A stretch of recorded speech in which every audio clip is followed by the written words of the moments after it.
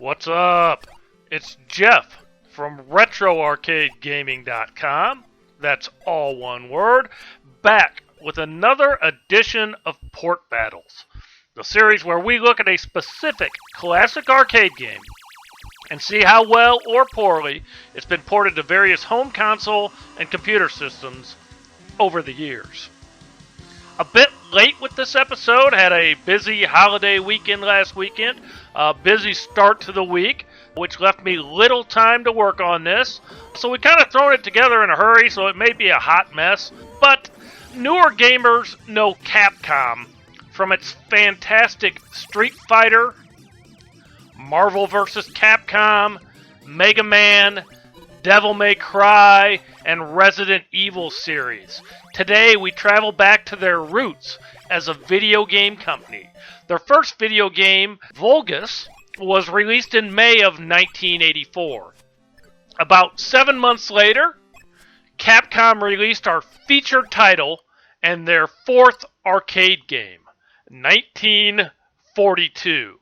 1942 was more popular than their three previous titles combined, and it secured Capcom's place in gaming history. The game is set in the Pacific Theater of World War II, and you pilot a Lockheed P-38 fighter. Your goal is simple: destroy the enemy air fleet and reach Tokyo. Besides shooting down enemy planes, you must avoid their fire. Different sized planes appear, and larger planes take several shots to bring down. A limited number of loop-the-loops are available, which will allow you to evade enemy aircraft and fire if you get in a bind. Shooting an entire red squadron of aircraft will reward you with a power-up. Either double machine guns, two side-by-side planes, a plane on each side of you. It will destroy all the enemies on the screen, give you extra loops, or sometimes, rarely, even extra lives. There are 32 levels, and at the end of each level, you receive bonus points based on the percentage of enemies shot down. Under 50% gets 0 points, and up to 100% earns you 50,000 points. You're also awarded 1,000 points for each remaining or unused loop-the-loop. Inevitably, when doing comparison videos of old arcade games, you're bound to come across the game that you love, but just never got very good at. Unfortunately for you guys, 1942 is one of those games for me. I can't say that I've ever really made it further than the first two levels without using continues. So, my word of warning is, if you're expecting stellar gameplay, you've come to the wrong video. It's going to get even worse as we get into some of the available ports. Keeping that in mind, let's take a look at the gameplay of the original arcade release of 1942 via MAME.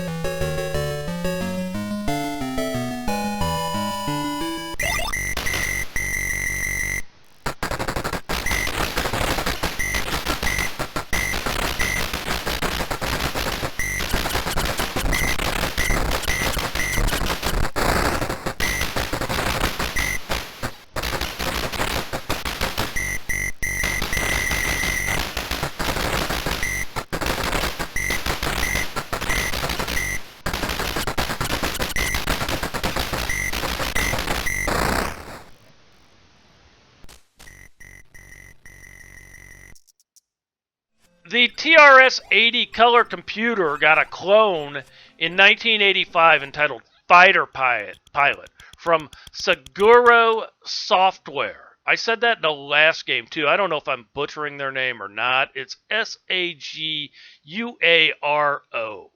The TRS-80 didn't get a whole lot of official ports. This was the best you were going to do if you wanted 1942 on your Coco. It doesn't have a lot of detail, pretty much single colors. The sound effects leave a bit to be desired. But hey, if you wanted to play 1942 or a clone of it, this was what you had to go with.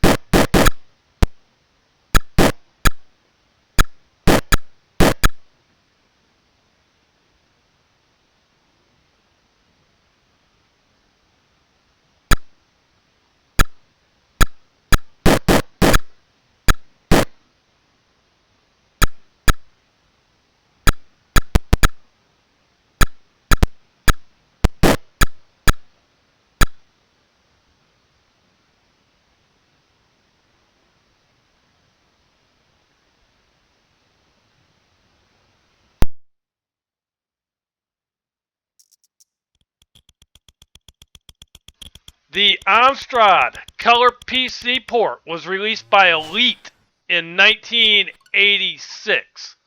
Doesn't have a whole lot of visual depth, and the sound effects are pretty rudimentary.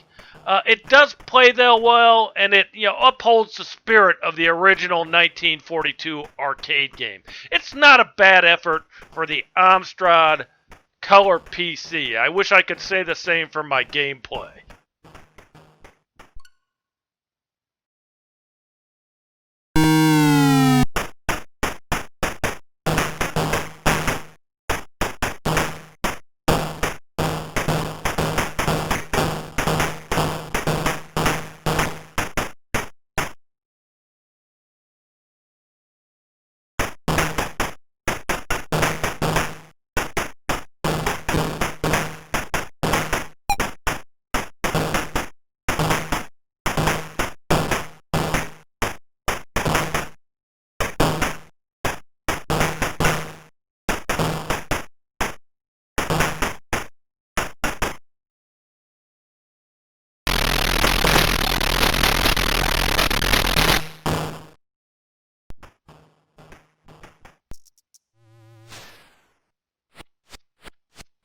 The Commodore 64 port was released by Elite in 1986.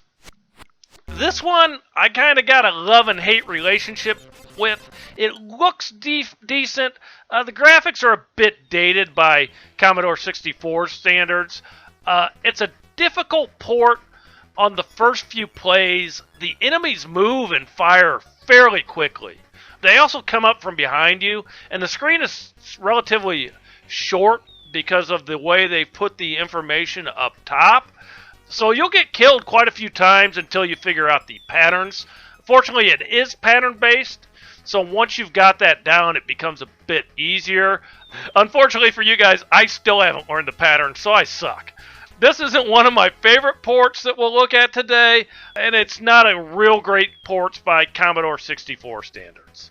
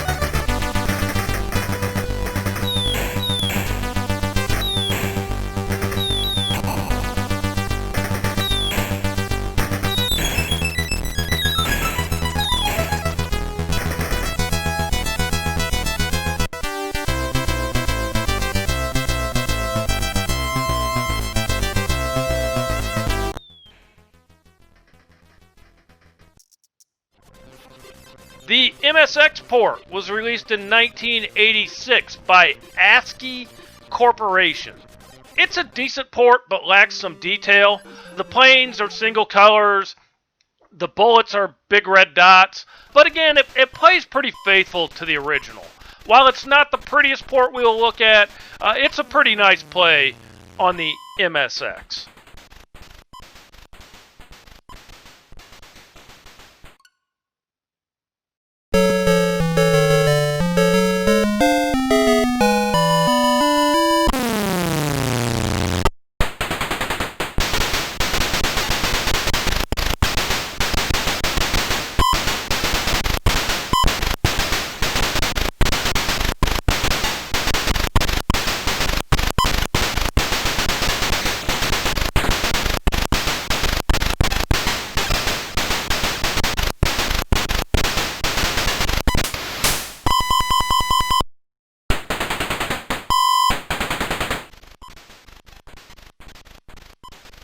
The Nintendo Entertainment System port was released by Capcom themselves in 1986.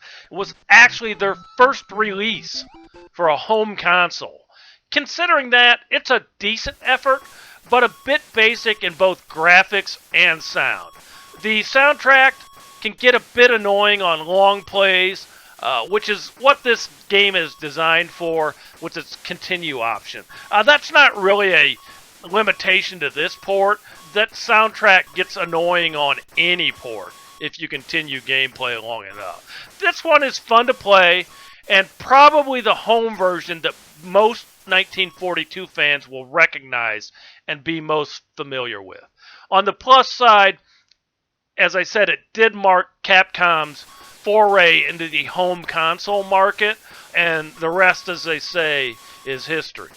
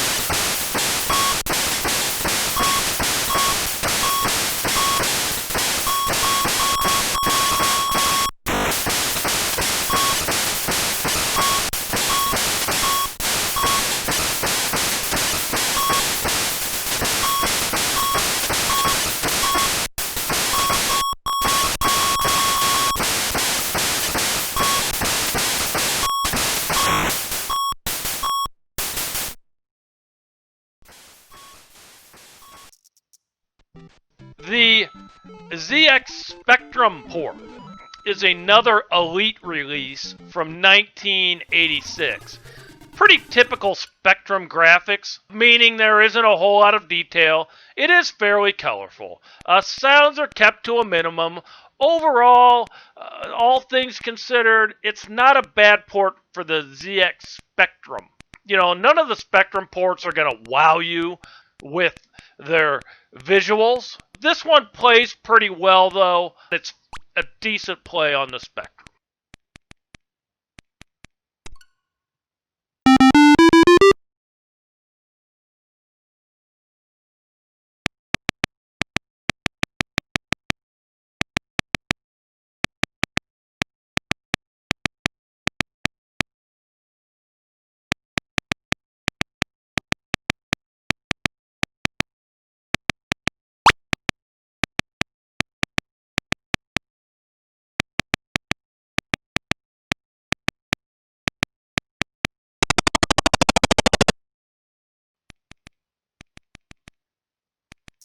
The Sharp X1 port is a ASCII Corporation port from 1987.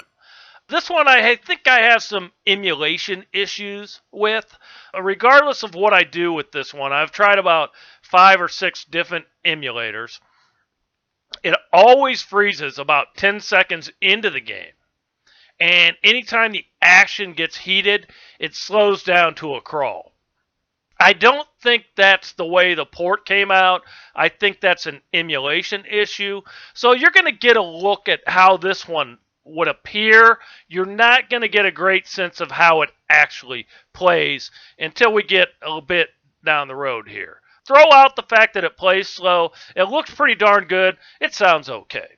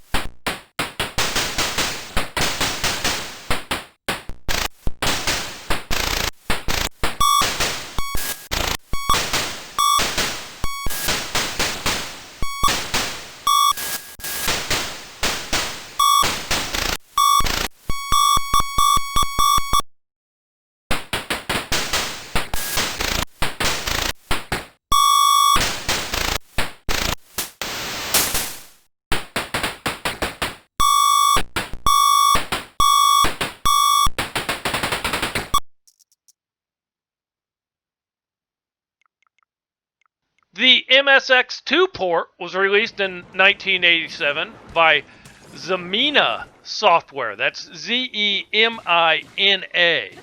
This is actually an excellent port. It has all of the details that the MSX port omitted, and it plays very well. Of all the ports we'll look at today, this one is probably one of my favorites, if not my favorites. It's that well done. A great effort by Zemina Software for the MSX2.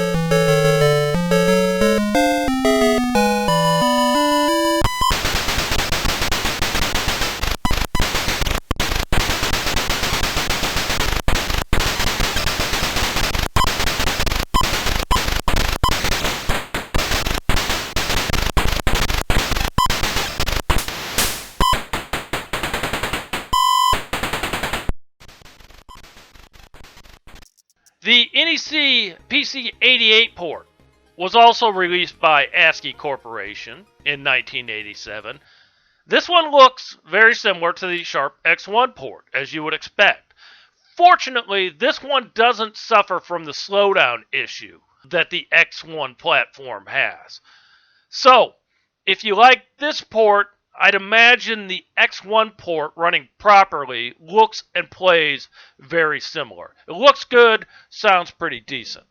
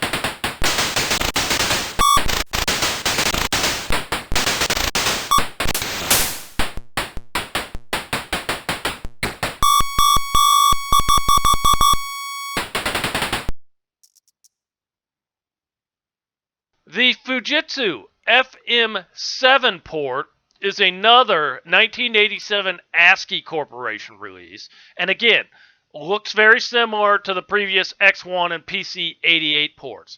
The sounds in this one aren't quite as refined, but it plays pretty similar to the other two, which isn't that bad.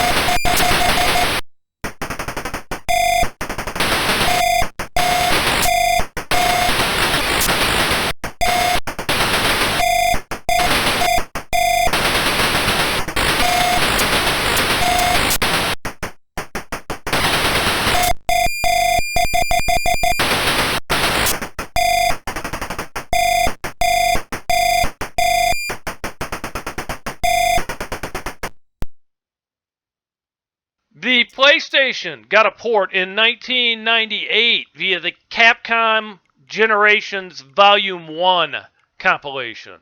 Unfortunately, it was only released in Japan and Europe. In the US, we just got Volume 5, which is the Street Fighter II collection. This one actually emulates the arcade game very well. It's a great port if you can get your hands on the disc.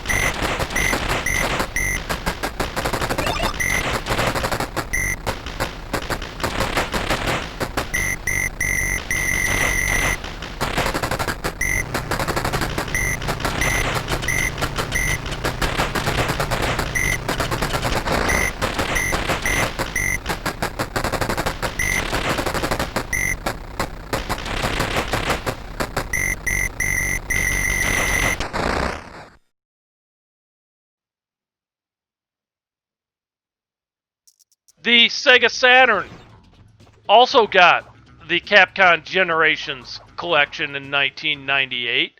Very similar to the PlayStation compilation. This one looks and plays well, just like the arcade original.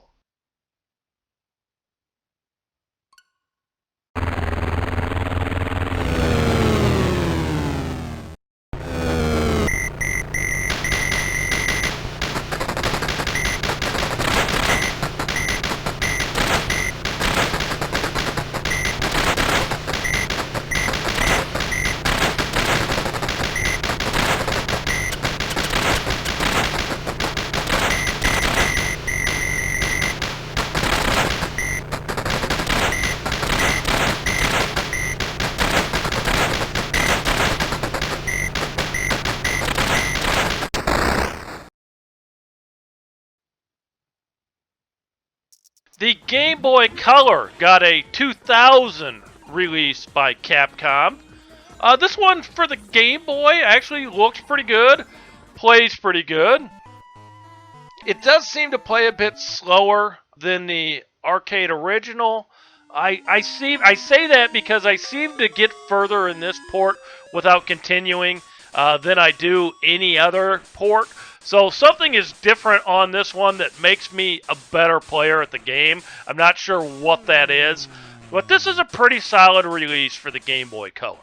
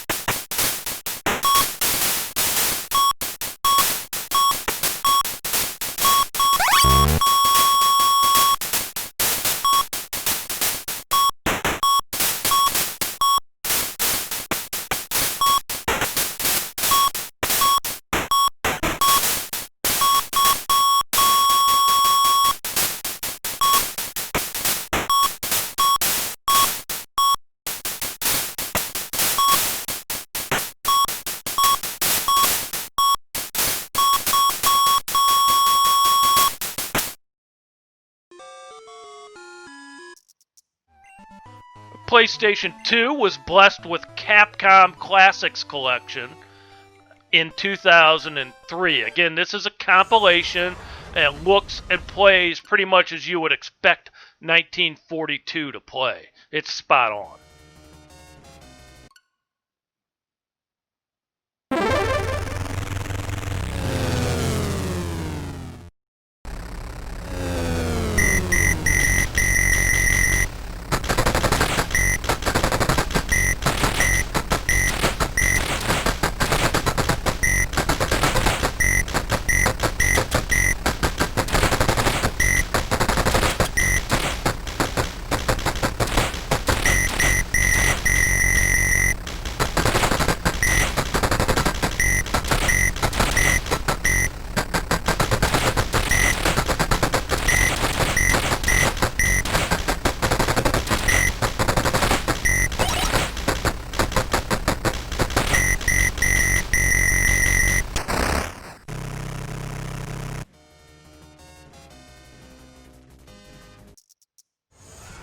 The PlayStation Portable saw the Capcom Classics Collection reloaded in 2013, similar to the other compilation collections.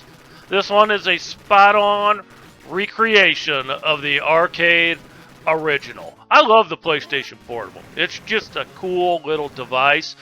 You know, I said previously that the Game Boy Advance was my favorite handheld.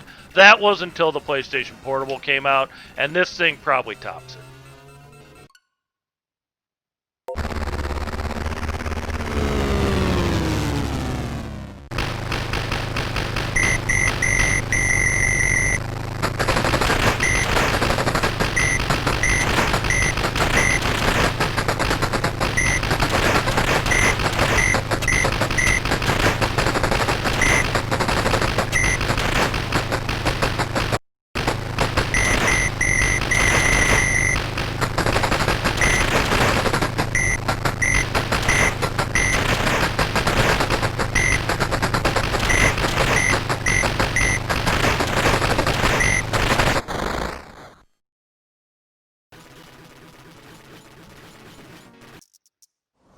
Finally, the Xbox 360 release from 2013.